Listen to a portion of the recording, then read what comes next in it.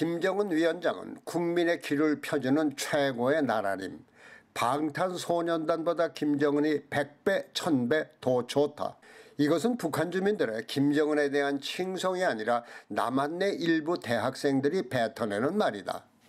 이것을 철없는 젊은이들의 헛소리로 치부할 수도 있겠지만은 철이 들 만큼 든 세대 입에서 김정은을 지칭해서 우리 사회는 이렇게까지 존경스러운 사람을 경험해 본 적이 없지 않느냐며 칭송하는 것을 보면은 실소를 금할 수가 없다. 물론 이것도 표현의 자유라면은 어쩔 수 없겠지만은 그들이 발을 붙이고 사는 사회에서 이와 같은 말을 뱉어낸다는 것은 문제가 있다. 그러면 북한이라면 사족을 못 쓰는 이와 같은 얼빠진 일부 부류들이 남한에 주저앉아 짓거리는 김정은의 칭송을 북한의 지배계층은 어떻게 생각할까 하는 것인가에 관심이 모아지지 않을 수가 없다.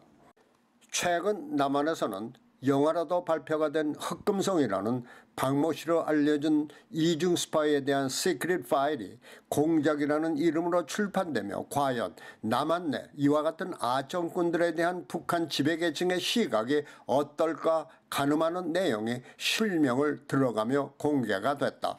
이 남한의 이중 스파이가 철저한 대북 사업가로 위장해서 당시 김정은의 측근에까지 신임을 받게 되며 최고의 북한 정보를 얻어낼 수 있는 김정일을 만나는 문전에서 마지막 테스트라고 할 수 있는 대화가 남한 내 아청꾼들을 보는 시각을 잘 드러내고 있다.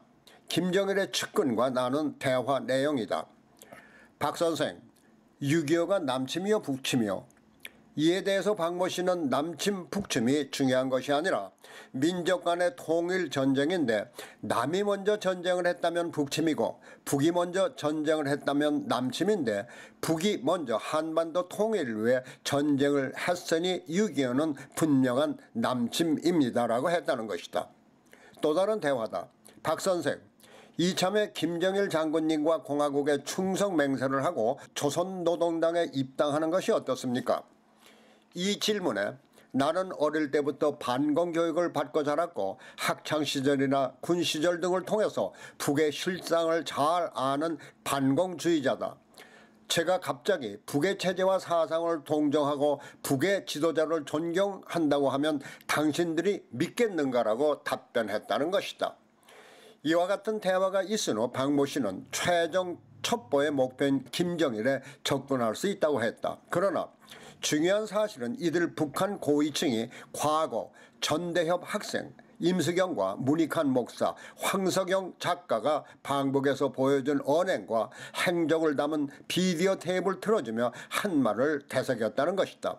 그들은 북한 공영방송을 통해서 위대한 수령님에 안겼다고 이들을 칭송했지만은 진심을 털어놓을 수 있는 사석에서는 북이든 남이든 조국을 배반하는 줏대없는 자들은 경계해야 한다며 경멸했다는 것이다.